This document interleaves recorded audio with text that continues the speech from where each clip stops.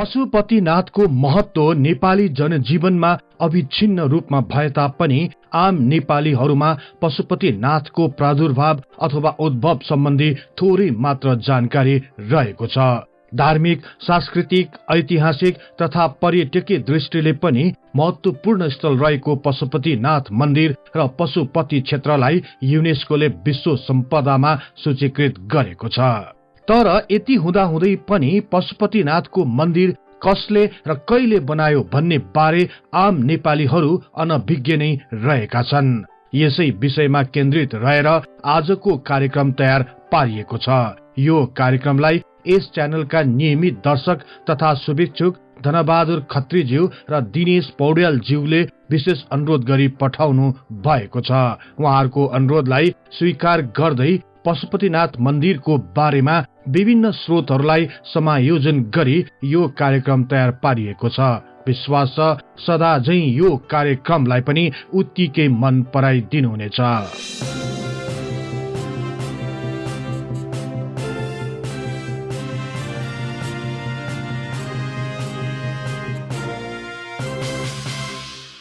पशुपतिको उद्भव सम्बन्धी विभिन्न इतिहासकारहरूको विभिन्न धारणा रहेको छ।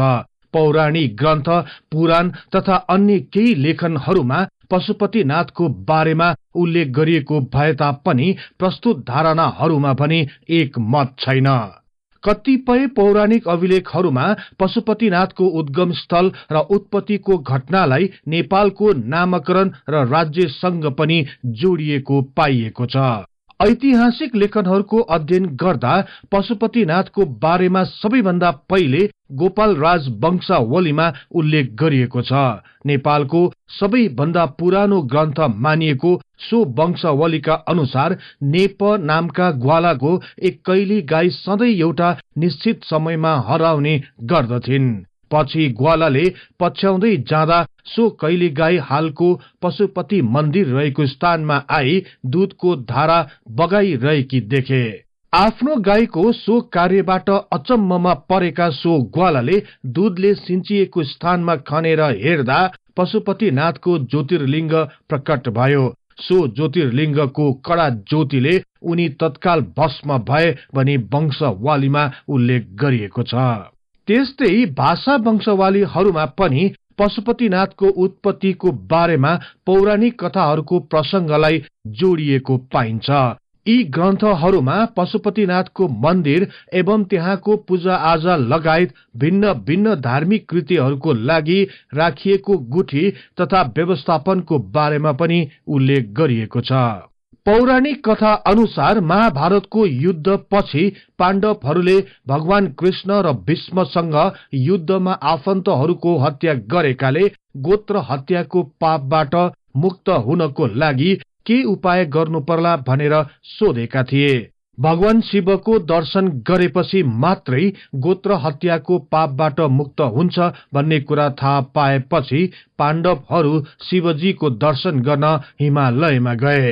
पाण्डवहरू आएको देखेर भगवान शिव भैंसीको रूप धारण गरेर भैंसीको बथानमा लुकेका थिए। पाण्डवहरूले भैंसी रूपी शिवलाई चिनेर दर्शन गर्न नजिकै जाँदा भैंसी रूपी शिव जमिन मुनि धस्सिएका थिए। यसरी शिवजी जमिनमा धस्सिएपछि भैंसी रूपी शिवको पुच्छर पाण्डवले स्पर्श गर्दा केदारनाथमा केदारनाथ भगवान प्रकट भए भने भैंसी रूपी शिवको शिर नेपालमा पशुपतिनाथ भगवानको रूपमा प्रकट भएका थिए। यसरी पाण्डवहरूले पशुरूपी शिवको पुच्छर स्पर्श गरेर गोत्र हत्याको पापबाट मुक्त भएका थिए। यसका साथै कतिपय पुराना ग्रन्थ तथा पर्वहरूमा माहेश्वरपुर नामक स्थानको नाम उल्लेख गरिएको पाइन्छ। इतिहासकारहरूका अनुसार माहेश्वरपुर क्षेत्र नै पशुपति क्षेत्र रहेको बताएका छन्।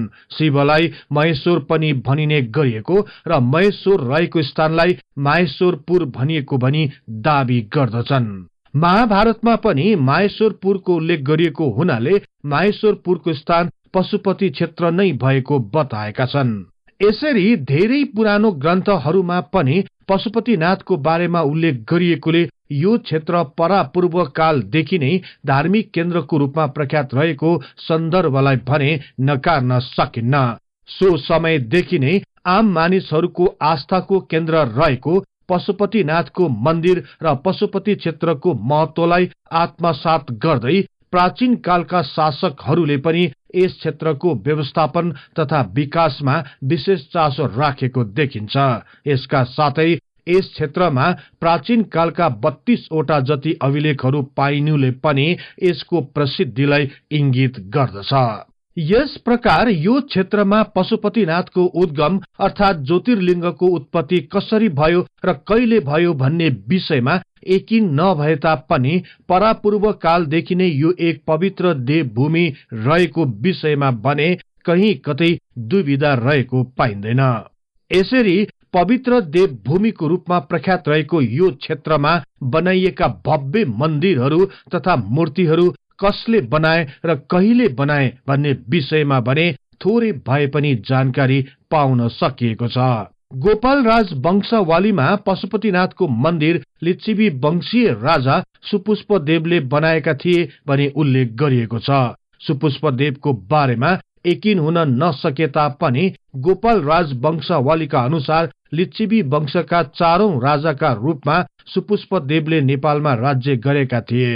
त्यस्तै अन्य केही इतिहासकारहरूले लिच्छवीहरूका मूल पुरुषको रूपमा सुपुष्पदेवलाई मानिआएका छन्।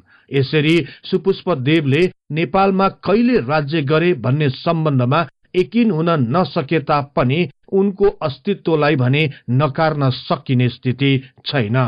यही प्रसंगलाई आधार मान्दै केही लेखक तथा इतिहासकारहरूले पशुपतिनाथको मन्दिरको निर्माण विक्रम सम्वत सुरु हुनुभन्दा 490 वर्ष अगाडि नै भएको थियो भनी जनाएका छन्।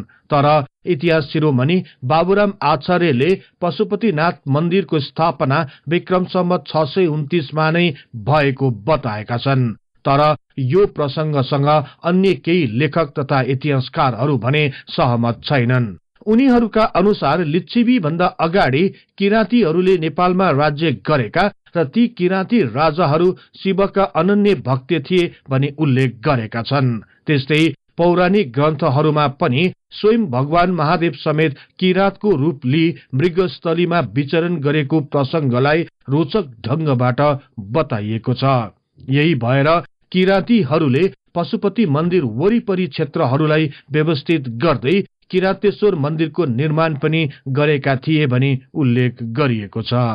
यी सन्दर्भहरूलाई आधार मान्ने हो भने पशुपतिको ज्योतिर्लिङ्ग परापूर्व कालदेखि नै रहि आएको तर मन्दिरको स्वरूप भने सुपुष्पदेवबाट नै निर्माण भएको थियो भनी यकिन गर्न सकिन्छ। यसपछि विभिन्न कालखण्डमा भएका भिन्न भिन्न शासक तथा राजाहरूले पशुपतिनाथको मन्दिरलाई अझ भव्य बनाउने कार्यमा विशेष योगदान दिए।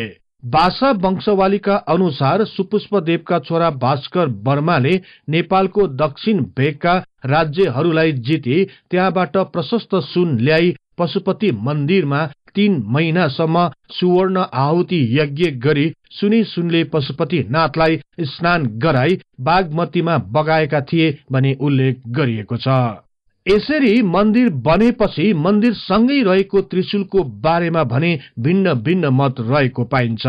गोपालराज वंशावलीमा सो त्रिशूल विश्वदेवले बनाएर चढाएका थिए भनी उल्लेख गरिएको छ।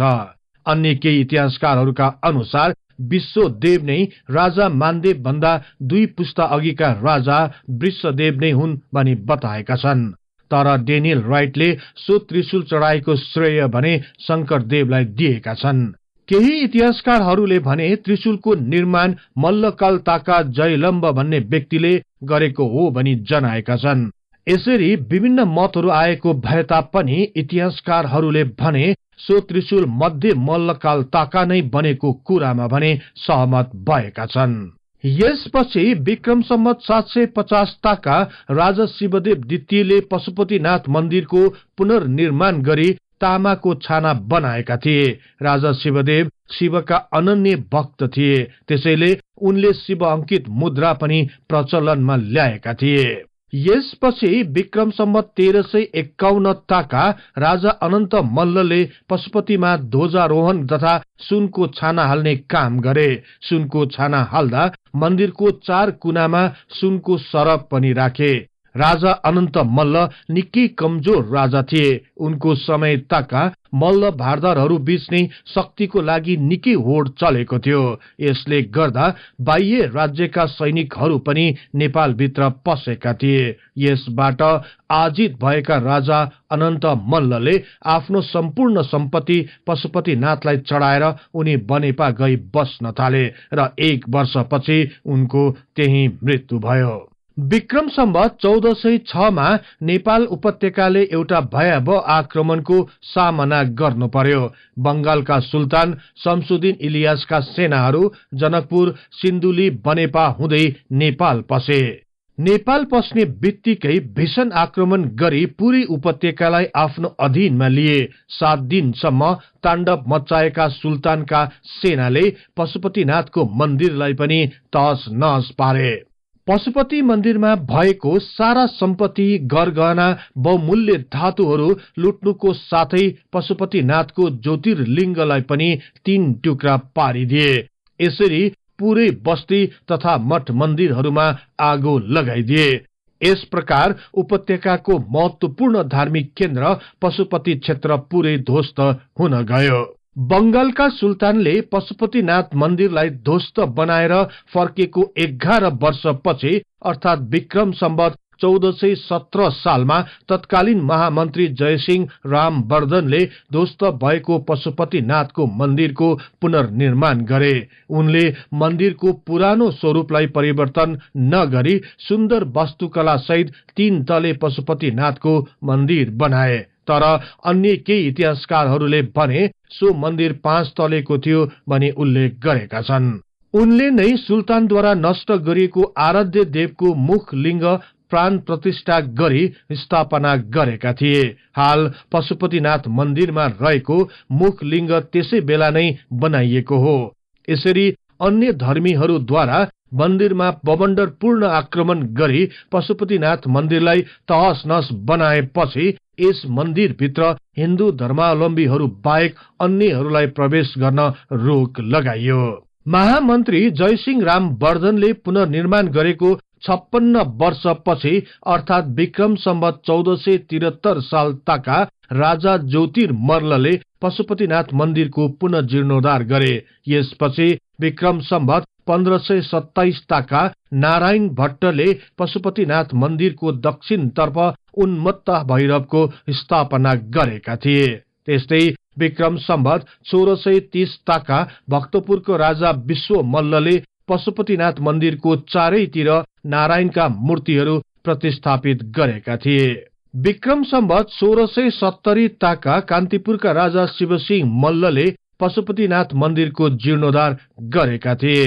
राजा शिवसिंह मल्ल धार्मिक प्रकृतिका थिए। उनकी रानी गंगा रानीले सो मन्दिरको 3 तले छाना भत्किन लागेको देखि पुरानो 3 छानाको सट्टा 2 तले छाना हाल्न लगाई सुनको गजुर समेत चढाएकी थिइन्।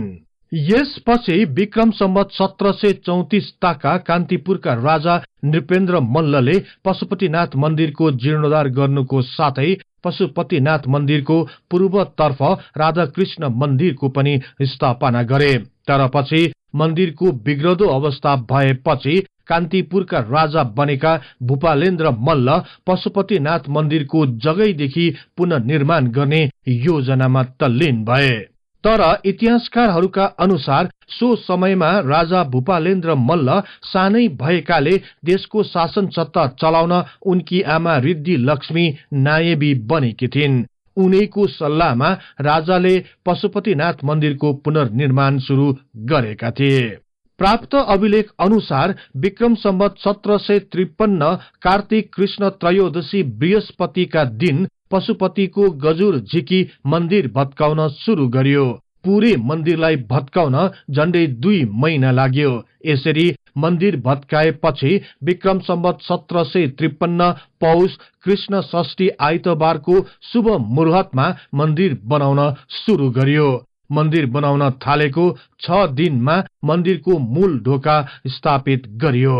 नवनिर्मित पशुपतिको मन्दिर विशाल, सुन्दर र भव्य बन्न गयो। भगवान पशुपतिनाथको मन्दिर एक तह भएको मण्डपमाथि स्थापित गरियो। मण्डप जमिनको सतह भन्दा झण्डै 1.20 मिटरको उचाइमा रहने गरी बनाइयो। 2 तले नेपाली शैलीमा निर्माण गरिएको मन्दिरको भुइँदेखि गजुरसम्म 23.7 मिटर उचाइ रहेको र मन्दिरको दुवै छाना सुनको मोलम्बा युक्त कलात्मक ढंगले तयार गरियो। मन्दिरको निर्माणपछि विक्रम सम्वत 1754 चैत्र कृष्ण षष्ठी शुक्रबारको दिन त्यहाँ अग्नि स्थापना गरी यज्ञ सुरु भयो। यसरी मन्दिरमा यज्ञ सुरु भएको करिब 1.5 महिना भित्र वैशाख शुक्ल एकादशी बुधबारको दिन पशुपतिको मन्दिरमा गजुर चढाई मन्दिरको निर्माण सम्पन्न गरियो। गजुर चढाइएको दिन पशुपति क्षेत्रभरि मानिसहरूको ठूलो भिड लागेको थियो। यस प्रकार पशुपतिनाथको मन्दिरको पुनर्निर्माण अवधि भर अथवा 7 महिनासम्म राजा भूपालेन्द्र मल्ल र उनकी आमा रिद्धि लक्ष्मी पशुपति क्षेत्रमा नै बसेका थिए। यज्ञ सकेको 4 दिनपछि मात्र उनीहरू दरबार तर्फ गए। इतिहासकारहरूका अनुसार आजको पशुपतिनाथ मन्दिर भूपालेन्द्र मल्लद्वारा विक्रम सम्वत 1754 मा निर्माण गरिएको मन्दिरको स्वरूप नै रहेको बताएका छन्। यसरी अति सुन्दर पशुपतिनाथ मन्दिरको स्थापना भएपछि यस मन्दिरलाई भव्य पार्ने कार्य विभिन्न समयमा भिन्न भिन्न राजा, प्रजा र भक्तहरूले गरेको धेरै उदाहरणहरू पनि पाइन्छन्। मल्लकालीन अन्य राजाहरूले पनि विभिन्न समयमा पशुपति मन्दिरका टुडालहरू विभिन्न मूर्तिहरू बनाएर स्थापित गरेको भए तापनि कसले कुन समयमा के गरे भन्ने विषय चाहिँ अझै यकिन हुन सकेको छैन। तर पनि विभिन्न समयमा भिन्न भिन्न राजा, प्रजा तथा भक्तहरूले पशुपतिनाथ मन्दिरलाई भव्य र सुन्दर बनाउन विशेष योगदान दिएको सन्दर्भमा भने 2 मत नरहेको इतिहासकारहरू बताउँछन्। नेपालको शाहवंशी राज्यकालमा पनि यो मन्दिरलाई भव्य बनाउने कार्यमा कुनै कमी रहेन। विक्रम सम्वत 1869 ताका राजा गिरणयुद्ध विक्रम शाहले आफ्ना पिता रणबहादुर शाहको सम्झनामा पशुपतिनाथको गर्भगृहको दक्षिणपट्टि चाँदीको झल्लर बनाई अर्पण गरे। त्यस्तै सोही समय ताका तत्कालीन राज पुरोहित राधा वल्लभ अर्ज्यालले पशुपतिनाथमा चाँदीको ढोका बनाउने संकल्प गरेका थिए। तर सो कार्य पूरा नभइकन उनको मृत्यु भयो। उनले आफू मर्नुभन्दा 2 दिन अघि आफ्नो इच्छा पूरा गर्न 6000 रुपियाँ संकल्प दान गरेका थिए। सोही संकल्प अनुसार उनका शिष्य तथा अन्य दाताहरूबाट विक्रम सम्वत 1870 मा चाँदीको ढोका तयार पारी पशुपतिनाथको गर्भगृहको दक्षिणपट्टिको भित्री ढोकामा चढाइयो। त्यसपछि राजा गिरणयुद्ध विक्रम शाहकी रानी गोरक्षे राज्य लक्ष्मी देवीले झण्डै 1160 तोला चाँदी र 6 तोला सुनको प्रयोग गरी पशुपतिनाथको गर्भगृहको पश्चिमपट्टिको ढोकालाई चाँदी युक्त बनाइन्। त्यस्तै उत्तरपट्टिको ढोका अमरसिंह थापाले विक्रम सम्वत 1871 मा अर्पण गरे। तर उनी नेपाल अंग्रेज युद्ध ताका पश्चिम नेपालमा व्यस्त रहेकाले सो समयमा उनी त्यहाँ आउन नसकेपछि उनका छोरा रणध्वज थापा मार्फत चढाइएको थियो। उनले राखेको ढोकामा नेपालको प्रसिद्ध 64 लिङ्गहरूको नाम र शिवलिङ्गको आकृति कुदिएको छ। साथै त्यहाँ अमरसिंह थापाका परिवारहरूको मूर्ति पनि लघु आकृतिमा कुदिएका छन्। यसपछि विक्रम सम्वत 1871 ताका रणबहादुर शाहकी छोरी विलासवती देवीले पशुपतिनाथ मन्दिरको गर्भगृहको पूर्वपट्टि चाँदीको द्वार बनाएर चढाएकी थिइन्। यही क्रममा विक्रम सम्वत 1875 मा भीमसेन थापाले मन्दिरको दक्षिण प्रदक्षिणा पथ बाहिरको लहरै भएका 3 ढोकाहरू मध्ये बीचको ढोकालाई चाँदीले मोरेर सुन्दर बनाएका थिए। त्यसको 5 महिना पछि नै उनका भाइ रणवीर सिंह थापाले सो चाँदीको ढोकाको दायाँ बायाँका ढोकाहरूमा सुनको मोलम्बा युक्त धातुले मोरिदिएका थिए। यसपछि विक्रम सम्वत 1875 मा काठमाडौँ किलागल निवासी सुब्बा कुलानन्द झा र उनका परिवारहरूले बाँकी रहेका तीनै दिशाका 9 वटा ढोकाहरूमा तोरण चौकोस खापाहरू सम्पूर्ण रूपमा रजतमय पारेका थिए। यसरी नै विक्रम सम्वत 1884 मा राजा राजेन्द्र विक्रम शाहले मन्दिरको दक्षिण पश्चिम कुनामा एउटा घण्टाको स्थापना गरिदिए। विक्रम सम्वत 1888 ताका राजा राजेन्द्र विक्रम शाहका नायबी रहेकी महारानी ललित त्रिपुरा सुन्दरीले मन्दिरको पूर्व दक्षिण कुनामा 30 धार्नीको ठूलो घण्टा चढाइन्। त्यसपछि विक्रम सम्वत 1895 मा राजा राजेन्द्र विक्रम शाहले पशुपतिनाथ मन्दिरको छाना जीर्णोद्धार गरेका थिए। विक्रम सम्वत 1911 मा राजा सुरेन्द्र विक्रम शाहबाट पशुपतिनाथ मन्दिरको सिंढीको मुनि 4 कुनामा आधुनिक शैलीका पानसहरू स्थापना गरिदिएका थिए। विशेष पूजा पर्व पूजाहरूमा उक्त पानसमा श्रद्धालुहरूले बत्ती पाल्ने गर्दछन्। राणाकालीन समयमा पनि पशुपतिनाथको मन्दिर र सम्वर्धनमा विशेष ध्यान दिएको थियो। जंगबहादुर राणाले पशुपतिनाथ मन्दिरको चारैतिरको सिंढी ढलौटको इँटाद्वारा बनाएका थिए। तर पछि मानिसहरू चिप्लिएर लड्ने, खुट्टा काटिने जस्ता अप्रिय घटनाहरू घट्न थालेपछि ती इँटाहरू झिकेर गालियो र पछि तिनै धातुबाट मन्दिरको बाहिर 4 दिशामा सिंह सिंहनीको मूर्ति बनाएर राखियो। विक्रम सम्वत 1936 ताका जंगबहादुरका भाइ रणदीप सिंहले मन्दिरको बाहिर भित्ता एवं जमिनमा संगमरमरका चौकुनी इँटाहरू छापेका थिए। पछि चन्द्र शमशेरले मन्दिरको प्रदक्षिणामा रहेको चारैपट्टिको भित्ता र जमिनमा बेलायतबाट टल्किने टायल झिकाई टाँस्न लगाए। त्यस्तै विक्रम सम्वत 1981 मा राजा त्रिभुवन वीर विक्रम शाहले पनि मन्दिरको दोस्रो तलाको तामाको छानालाई जीर्णोद्धार गर्दै 1620 तोला सुन खर्च गरी त्यसलाई सुवर्ण युक्त बनाउने कार्य गरे। मल्लकालीन राजा भूपालेन्द्र मल्लले पशुपति मन्दिरको जीर्णोद्धार गरेपछि मन्दिरको छानालाई सुवर्ण युक्त बनाउने पहिलो व्यक्ति नै राजा त्रिभुवन थिए। यसपछि विक्रम सम्वत 2015 सालमा राजा महेन्द्रबाट मन्दिरको रंग रोगन र सामान्य जीर्णोद्धार भएको थियो। विक्रम सम्वत 2025 साल ताका पनि राजा महेन्द्रबाट नै मन्दिरको भित्री गर्भगृहको भित्ता तथा भुइँमा संगमरमर र टल्कने टायलहरू टाँस्ने काम भयो।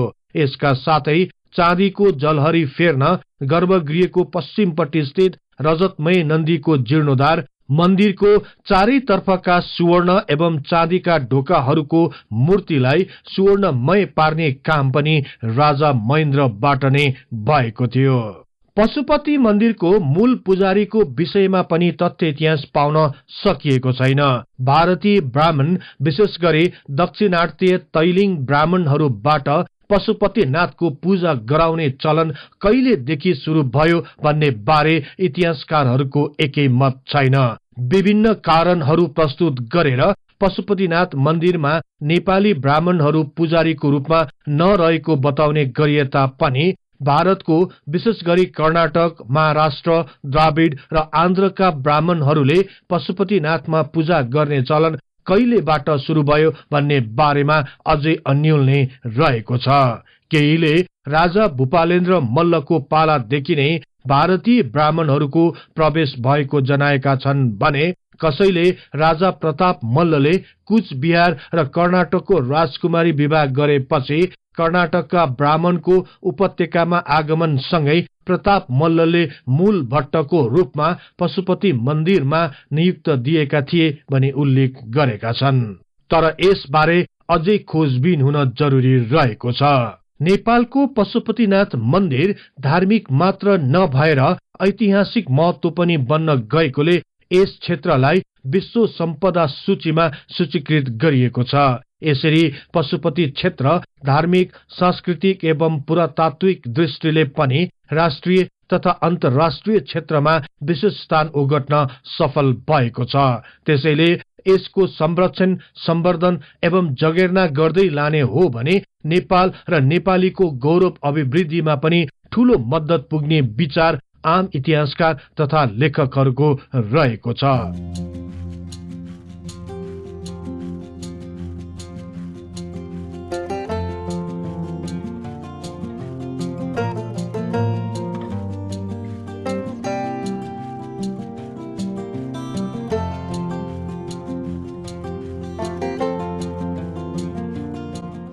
यो कार्यक्रम यहाँहरूलाई कस्तो लाग्यो कृपया कमेन्ट बक्समा लेखी पठाउनुहोला। यस्तै रोचक तथा तथ्य इतिहासको लागि हिस्ट्री इन नेपाली च्यानललाई सदैव सम्झनुहोस्। इतिहासको कुनै पनि कालखण्डबारे तपाईँलाई सुन्न र बुझ्न चाहना राख्नु भएको छ भने तल रहेको कमेन्ट बक्समा उल्लेख गर्नुहोस्। हामी सो बारे प्राथमिकताका साथ कार्यक्रम बनाउने नै छौं। जाँदा जाँदै यस च्यानललाई लाइक, शेयर र सब्स्क्राइब गर्दै बेल आइकनमा क्लिक गरी हाम्रो यो तथ्य इतिहासको बारे ज्ञान प्रसार गर्ने लक्ष्यलाई साथ दिनुहोस् भन्दै अर्को कार्यक्रममा फेरि भेट्ने बाचा गर्दै म सार्थक नेपाल बिदा हुन्छु। हवस् त, नमस्कार।